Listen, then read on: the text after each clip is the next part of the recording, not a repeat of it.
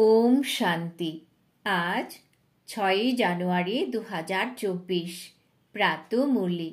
বাবা আজ বলেছেন, মিষ্টি বাচ্চারা, এখন তোমাদের এই শরীরকে ভুলে অনাসক্ত কর্মাতীত হয়ে ঘরে ফিরে যেতে হবে। সেই জন্য সুকর্ম করো, কোনো বিকর্ম নয়। আজকের প্রশ্ন, নিজের অবস্থাকে পরীক্ষা করার জন্য কোন 3 জনের মহিমাকে সর্বদা স্মরণে রাখবে? উত্তর: 1. নিরাকারের মহিমা, 2. দেবতাদের মহিমা, 3. নিজের মহিমা। এখন তোমরা পরীক্ষা করো যে নিরাকার বাবার সমান পূজ্য হয়েছ কি, তার সব গুণ ধারণ করেছ কি, আমাদের আচার আচরণ কি দেবতাদের মতো রাজকীয়, দেবতাদের যে খাওয়া দাওয়া, তাদের যে গুণ তা কি আমাদের আছে? আত্মাদের যে গুণ, সেই সব গুণকে জেনে তার স্বরূপ হয়েছ কি? ওম শান্তি। বাচ্চাদের বোঝানো হয়েছে যে আত্মার নিবাস স্থান টাওয়ার অফ সাইলেন্সে, অর্থাৎ শান্তির শিখরে। হিমালয় পাহাড়ের যেমন শিখর থাকে, সেটা তো অনেক উঁচু হয়। তোমরাও উঁচুর থেকেও উঁচুতে থাকো। ওরা পাহাড়ে ওঠার প্র্যাকটিস করে, রেসও করে। পাহাড়ে ওঠাতেও কেউ কেউ কুশলী হয়, সবাই উঠতে পারে না। বাচ্চারা, তোমাদের এতে রেস ইত্যাদি করার কোনো প্রয়োজন নেই। আত্মা যারা পতিত, তাদের পবিত্র হয়ে ওপরে যেতে হবে। একে বলা হয় টাওয়ার অফ সাইলেন্স, আর সে হলো টাওয়ার অফ সায়েন্স। অনেক বড় বড় বোম হয়, তারও টাওয়ার হয়। তারা সেখানে ভয়ানক জিনিস রাখে, বিষ ইত্যাদি দিয়ে বম তৈরি করে। বাবা বলেন যে, বাচ্চারা, তোমাদের ঘরের দিকে উঠতে হবে। ওরা তো ঘরে বসে এই বোম নিক্ষেপ করে, যা সবকিছু শেষ করে দেয়। তোমাদের তো এখান থেকে ওপরে টাওয়ার অফ সাইলেন্সে যেতে হবে। ওখান থেকেই তোমরা এসেছো, আবার ওখানেই ফিরে যাবে যখন তোমরা শতপ্রধান হয়ে যাবে। শতপ্রধান থেকে তোমরা তমপ্রধান অবস্থায় এসেছো। এরপর আবার তোমাদের শতপ্রধান হতে হবে। যারা শতপ্রধান হওয়ার পুরুষার্থ করে, তারাই আবার অন্যদেরও রাস্তা বলে দেয়। বাচ্চারা, তোমাদের এখন সুকর্ম করতে হবে। তোমরা কোনো বিকর্মই করবে না। বাবা কর্মের গতিও বুঝিয়ে বলছেন। রাবণ রাজ্যে তোমাদের দুর্গতি হয়েছে। বাবা এখন সুকর্ম শেখাচ্ছেন। 5 বিকার হলো অনেক বড় শত্রু। মোহ হলো বিকর্ম, কোনো বিকারই কম নয়। মোহ থাকলেও তোমরা দেহ অভিমানে আটকে যাও। তাই বাবা কন্যাদের সব বুঝিয়ে বলেন। কন্যা পবিত্রদেরই বলা হয়। মায়েদেরও পবিত্র হতে হবে। তোমরা সকলেই হলে ব্রহ্মা কুমার আর কুমারী। সে যদি বৃদ্ধাও হয়, তবুও তো ব্রহ্মারই সন্তান। বাবা বুঝিয়ে বলেন, মিষ্টি মিষ্টি বাচ্চারা, এখন কুমার কুমারীর স্টেজ থেকেও ওপরে উঠে যাও। যেমন শরীরে এলে তারপর বের হয়ে যেতে হবে, পরিশ্রম তো করতেই হবে। যদি উঁচু পদ পেতে চাও, তাহলে আর কারোর স্মৃতি যেন না আসে। আমাদের কাছে কি আর আছে? খালি হাতেই তো এসেছি, কিছুই তো নেই। নিজের এই শরীরও নেই। এখন এই শরীরকে ভুলতে হবে, অনাসক্ত কর্মাতীত হয়ে যেতে হবে। তোমরা ট্রাস্টি হও। বাবা বলেন, তোমরা ঘোরো বেড়াও, কিন্তু অপ্রয়োজনীয় খরচ করো না। মানুষ অনেক দানও করে। খবরের কাগজে বেরিয়েছিল যে অমুক ব্যক্তি অত্যন্ত দানী, হসপিটাল, ধর্মশালা ইত্যাদি বানিয়েছে। যে অনেক দান করে সে গভর্নমেন্ট থেকে টাইটেলও পায়। প্রথমে টাইটেল হয় হিজ হলিনেস, হার হোলিনেস। হোলি পবিত্রকে বলা হয়। দেবতারা যেমন পবিত্র ছিলেন, ঠিক তেমন হতে হবে। তারপর তোমরা অর্ধেক কল্প পবিত্র থাকবে। অনেকেই বলবে, এ কেমন করে হতে পারে? ওখানেও তো সন্তানের জন্ম হয়, সুতরাং তৎক্ষণাৎ বলো যে ওখানে রাবণ নেই। রাবণের দ্বারাই এই বিকারের দুনিয়া হয়। রাম বাবা এসেই আবার পবিত্র করেন। ওখানে কেউ পতিত হয় না। কেউ কেউ বলে পবিত্রতার কথা বলাও উচিত নয়। এই শরীর কিভাবে চলবে? মানুষ এও জানে না যে এক সময় পবিত্র দুনিয়া ছিল, এখন এই দুনিয়া অপবিত্র। এই খেলা হলো বেশ্যালয় আর শিবালয়ের, পতিত দুনিয়া আর পবিত্র দুনিয়ার। প্রথমে থাকে সুখ, তারপর দুঃখ। এই কাহিনী হলো কিভাবে রাজত্ব পাওয়ার আর হারানোর। এ কথা খুব ভালোভাবে বুঝতে হবে। আমরা হেরে গিয়েছিলাম, আবার আমাদের জিত পেতে হবে। আমাদের বাহাদুর হওয়া উচিত। নিজের অবস্থাকে তৈরি করার প্রয়োজন। বাড়ি ঘরে থেকে সব কিছুর দেখাশোনা করেও অবশ্যই পবিত্র হতে হবে। কোনো অপবিত্র কাজই করবে না। অনেকের মধ্যেই খুব বেশি পরিমাণে মোহ থাকে। নিজের প্রতি নজর দেওয়া উচিত যে আমরা প্রতিজ্ঞা করেছি তুমি ছাড়া অন্য কাউকেই ভালোবাসবো না। তাহলে অন্যদের কেন ভালোবাসো? যে প্রিয়র থেকেও প্রিয়, তাকে স্মরণে আসা উচিত। তখনই অন্য সমস্ত দেহের সম্বন্ধ ভুলে যাবে। সবাইকে দেখে এই কথা মনে করো যে আমরা এখন স্বর্গে যাচ্ছি। এসবই হলো কলিযুগী বন্ধন। আমরা দৈবী সম্বন্ধে যাচ্ছি। আর কোনো মানুষের বুদ্ধিতে এমন জ্ঞান নেই। তোমরা যদি বাবার স্মরণে খুব ভালোভাবে থাকো, তাহলে তোমাদের খুশির পারদ চড়তে থাকবে।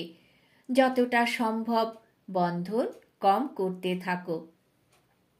নিজেকে হালকা করে দাও। বন্ধন বৃদ্ধি করার প্রয়োজন নেই।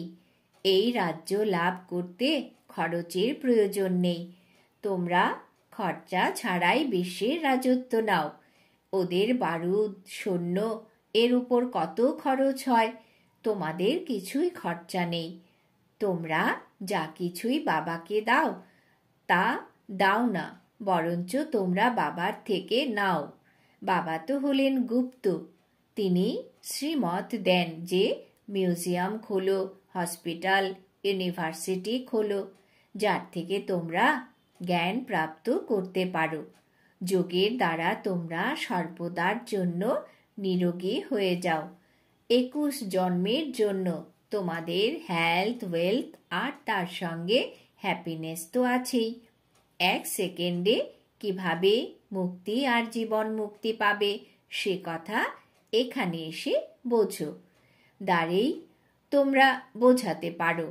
দ্বারে যেমন ভিক্ষা চাইতে আসে, তোমরাও তেমনই ভিক্ষা দাও, যাতে মানুষ একদম ধনী হয়ে যায়। যে কেউ হোক না কেন, তোমরা জিজ্ঞেস করো তোমরা কি ভিক্ষা চাও। আমরা তোমাদের এমন ভিক্ষা দেব যে জন্ম জন্মান্তর তোমরা ভিক্ষা চাওয়ার হাত থেকে মুক্ত হয়ে যাবে। অসীম জগতের বাবা আর সৃষ্টিচক্রকে জানলে তোমরা এমন হতে পারো। তোমাদের এই ব্যাজও কামাল করতে পারে। 1 সেকেন্ডে অসীম জগতের উত্তরাধিকার তোমরা এর দ্বারা যে কাউকেই দিতে পারো। তোমাদের সার্ভিস করার প্রয়োজন। বাবা তোমাদের 1 সেকেন্ডে বিশ্বের মালিক বানান। এরপর সবকিছুই পুরুষার্থের উপর নির্ভর করে। ছোট বড় সবাইকেই বলা হয় যে তোমরা বাবাকে স্মরণ করো। ট্রেনেও তোমরা বেজের উপর সার্ভিস করতে পারো। ব্যাজ তোমরা সব সময় লাগিয়ে রাখো। এর উপরে তোমরা বোঝাতে পারো যে তোমাদের 2 জন বাবা। 2 জনের থেকেই তোমরা অবিনাশী উত্তরাধিকার পাও। ব্রহ্মার থেকে অবিনাশী উত্তরাধিকার পাওয়া যায় না। তিনি হলেন মধ্যম। এনার মাধ্যমেই বাবা তোমাদের শেখান আর অবিনাশী উত্তরাধিকার দেন। প্রতিটি মানুষকে দেখে বুঝে তবে বোঝানো উচিত। যাত্রাতেও তো অনেকেই যায়। ওইসব হলো শরীরের যাত্রা, আর এ হলো আত্মিক। এর দ্বারা তোমরা বিশ্বের মালিক হও। শরীরের যাত্রায় তো মানুষ ধাক্কা খেতে থাকে, তোমাদের সঙ্গে যেন সিঁড়ির চিত্রও থাকে। সার্ভিস করতে থাকলে তোমাদের ভোজন ইত্যাদির কোনো প্রয়োজন থাকবে না। বলা হয় খুশির মতো খাবার নেই। ধন না থাকলে তাদের প্রতি মুহূর্তে খিদে পায়। ধনবান রাজাদের যেমন পেট ভরা থাকে, তোমাদের চলন খুবই রাজকীয় হওয়া উচিত। কথাবার্তাও ফার্স্ট ক্লাস হওয়া উচিত। তোমরা বুঝতে পারো যে আমরা এখন কি হতে চলেছি। ওখানে খাওয়া দাওয়া ইত্যাদি খুবই রাজকীয়ভাবে হয়। অসময়ে কেউ খায় না। অনেক রাজকীয়তা আর শান্তির সঙ্গে খায়। তোমাদের এই সমস্ত গুণই শেখা উচিত। নিরাকারের মহিমা, দেবতাদের মহিমা আর নিজের মহিমা, এই তিনকে পর্যবেক্ষণ করো। এখন তোমরা বাবার সমান গুণী তৈরি হচ্ছ। এরপর দেবতাদের সমান গুণবান হবে। তাই সেই গুণ এখনই ধারণ করা উচিত। এখন তোমরা দৈবী গুণ ধারণ করছো। এ কথাটি খ্যাত আছে যে শান্তির সাগর, প্রেমের সাগর, বাবা যেমন পূজ্য তেমনি তোমরাও পূজ্য। বাবা তোমাদের নমস্কার করেন। তোমাদের তো ডবল পূজা হয়। এই সব কথা বাবাই বুঝিয়ে বলেন। তোমাদের মহিমাও বোঝানো হয় যে পুরুষার্থ করো, এমন হও। নিজের মনকে জিজ্ঞাসা করা উচিত যে আমরা এমন হয়েছি কি? আমরা যেমন অশরীরী এসেছি তেমনি অশরীরী হয়েই যেতে হবে। শাস্ত্রেও আছে যে লাঠিও ছাড়ো, কিন্তু এতে কিন্তু লাঠির কথা নেই। এখানে তো শরীর ত্যাগ করার কথা। বাকি সব কিছুই হলো ভক্তি মার্গের কথা। এখানে কেবল বাবাকেই স্মরণ করতে হবে। বাবা ছাড়া দ্বিতীয় আর কেউ নয়। বাচ্চারা, তোমরা জ্ঞান পেয়েছ। তোমরা জানো যে মানুষ কতখানি গুরুর শৃঙ্খলে আবদ্ধ। গুরু অনেক প্রকারের আছে। এখন তোমাদের না গুরুর প্রয়োজন আর না অন্য কিছু পড়ার। বাবা একটাই মন্ত্র দিয়েছেন, মামেকম স্মরণ করো। এই অবিনাশী উত্তরাধিকারকে স্মরণ করো আর দৈবী গুণ ধারণ করো। গৃহস্থ জীবনে থেকে তোমাদের পবিত্র থাকতে হবে। তোমরা এখানে আসো রিফ্রেশ হওয়ার জন্য। এখানে তোমরা বুঝতে পারবে যে আমরা বাবার সম্মুখে বসে আছি। ওখানে মনে করবে যে বাবা মধুবনে বসে আছেন। আমাদের আত্মা যেমন আসনে আসীন আছে, বাবার আত্মাও এই আসনে আসীন আছে। বাবা কোনো গীতা শাস্ত্র ইত্যাদি হাতে নেন না। এমনও নয় যে তিনি কোনো কিছু কণ্ঠস্থ করে শোনাচ্ছেন। সন্ন্যাসীরা তো অমন কণ্ঠস্থ করে। ইনি তো হলেন জ্ঞানের সাগর।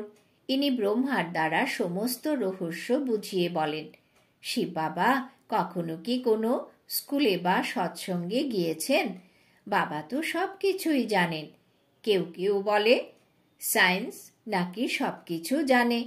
বাবা বলেন, সায়েন্স দিয়ে আমরা কি করব? মানুষ আমাকে ডাকে যে তুমি এসে পতিতদের পবিত্র বানাও। এতে সায়েন্স কেন শিখব? মানুষ বলবে শিব বাবা কি অমুক শাস্ত্র পড়েছেন? আরে, তাকে তো বলা হয় জ্ঞানের সাগর।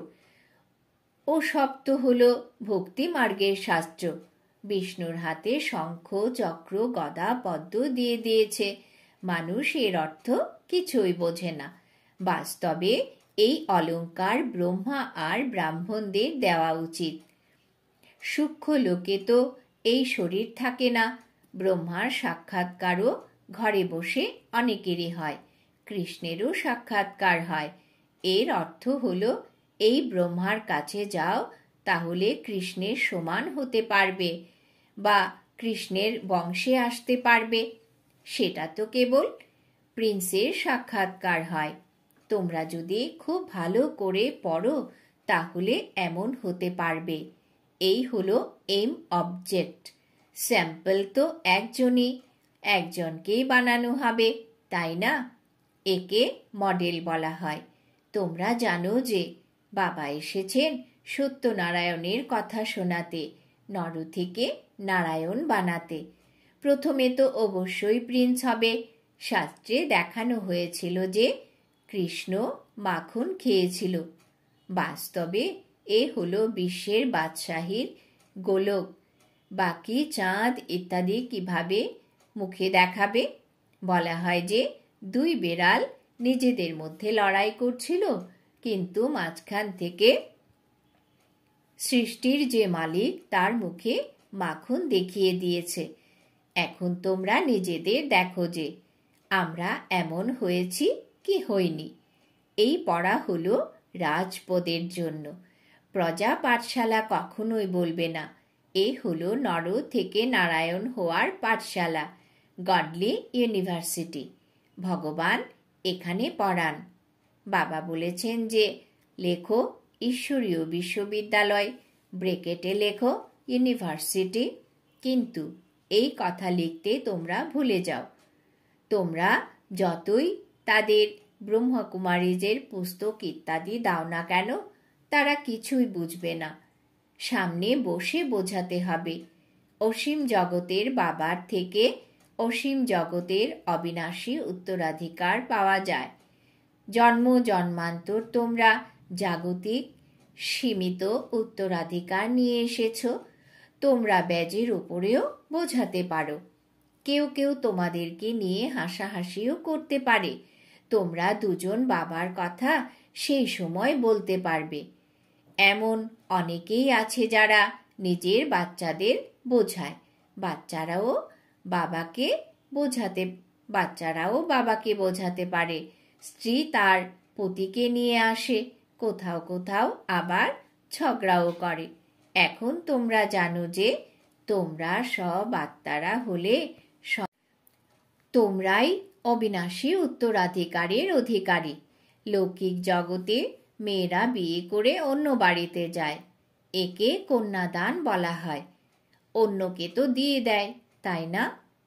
এখন তো ওই কাজ তোমরা করবে না। ওখানে স্বর্গীয় কন্যারা অন্য গৃহে যায়, কিন্তু তারা পবিত্র থাকে। এ হলো পতিত দুনিয়া, আর ওই সত্যযুগ হলো শিবালয়, পবিত্র দুনিয়া। বাচ্চারা, তোমাদের ওপরে এখন বৃহস্পতির দশা। তোমরা স্বর্গে তো অবশ্যই যাবে, এ তো সম্পূর্ণ পাকা। বাকি পুরুষার্থ করে উঁচু পদ পেতে হবে। নিজের মনকে জিজ্ঞাসা করো, আমরা অমুকের মতো সার্ভিস করি তো? এমন নয় যে ব্রাহ্মণী চাই, নিজেই টিচার হও। আচ্ছা, বাচ্চাদের পুরুষার্থ করতে হবে। বাকি বাবা কারোর থেকে অর্থ নিয়ে কি করবে? তোমরা মিউজিয়াম ইত্যাদি খোলো। বাড়িঘর ইত্যাদি তো এখানেই শেষ হয়ে যাবে। বাবা তো ব্যবসায়ী, তাই না? তিনি হলেন শেয়ারের দালাল। তিনি দুঃখের শৃঙ্খল মুক্ত করে সুখ প্রদান করেন।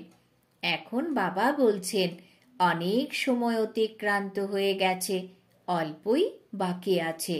তোমরা দেখতে থাকবে, অনেক বিপর্যয় হবে। আচ্ছা, মিষ্টি মিষ্টি হারানিধি বাচ্চাদের প্রতি মাতা পিতা বাপদাদার স্মরণের স্নেহ সুমন আর সুপ্রভাত। আত্মাদের পিতা তার আত্মারূপী বাচ্চাদেরকে জানাচ্ছেন নমস্কার। আমরা আত্মারূপী বাচ্চারা আমাদের মাতা পিতা বাপদাদাকেও জানাই স্মরণের স্নেহ সুমন, সুপ্রভাত, নমস্কার। ধারণার জন্য মুখ্য সার: ট্রাস্টি আর অনাসক্ত হয়ে থাকো। কোনো ব্যর্থ খরচ করো না। নিজেদের দেবতার মতো পবিত্র বানানোর পুরুষার্থ করতে থাকো। 2 নাম্বার, একমাত্র সেই প্রিয়র থেকেও প্রিয় জিনিসকে অর্থাৎ বাবাকে স্মরণ করো। যতটা সম্ভব কলিযুগী বন্ধনকে হালকা করতে থাকো, বন্ধন বাড়িও না। তোমরা সত্যযুগী দৈবী সম্বন্ধে যাচ্ছ, এই খুশিতেই থাকো। বরদান। বাবাজ বরদান দিয়েছেন, পুরানো স্বভাব সংস্কারের বোঝাকে সমাপ্ত করে ডবল লাইট হয়ে থাকা ফরিস্তা ভব। পুরানো স্বভাব সংস্কারের বোঝাকে সমাপ্ত করে ডবল লাইট হয়ে থাকা ফরিস্তা ভব। ব্যাখ্যা। যখন বাবার হয়ে গেছ তখন সমস্ত বোঝা বাবাকে দিয়ে দাও। পুরানো স্বভাব সংস্কারের এতটুকু বোঝাও যদি থেকে যায় তবে ওপর থেকে নিচে নিয়ে আসবে, উঠতি কলার অনুভব করতে দেবে না। সেই জন্য বাপদাদা বলেন, সব কিছু দিয়ে দাও। এই রাবণের প্রপার্টি নিজের কাছে রাখলে দুঃখই পাবে। ফরিস্তা অর্থাৎ যার কাছে এতটুকু রাবণের প্রপার্টি থাকে না, সব পুরানো খাতাকে ভস্ম করো, তবেই বলা হবে ডবল লাইট ফরিস্তা। স্লোগান। নির্ভয় আর হাসি খুশি মনে অসীম জগতের খেলাকে দেখলে কোনো অস্থিরতা আসবে না। নির্ভয় আর হাসি খুশি মনে অসীম জগতের খেলাকে দেখলে কোনো অস্থিরতা আসবে না। আজকের সমান আমি ডবল লাইট ফরিস্তা। অব্যক্ত সাইলেন্সের দ্বারা ডবল লাইট ফরিস্তা স্থিতির অনুভব করো। যেমন ব্রহ্মা বাবাকে চলতে ফিরতে থাকা ফরিস্তা দেহবোধ রহিত অনুভব করেছ, কর্ম করছেন, কথাবার্তা বলছেন, ডাইরেকশন দিচ্ছেন, উৎসাহ উদ্দীপনার সঞ্চার করতে করতেও দেহবোধের থেকে ডিট্যাচ সূক্ষ্ম প্রকাশ রূপের অনুভব করিয়েছেন। এই রকমই ফলো ফাদার করো। সর্বদা দেহবোধের থেকে ডিটেচ থাকো। সকলেই যেন তোমার ডিটেচ রূপকেই দেখতে পায়। একেই বলা হয় দেহে থেকেও ফরিস্তা স্থিতি। ওম শান্তি।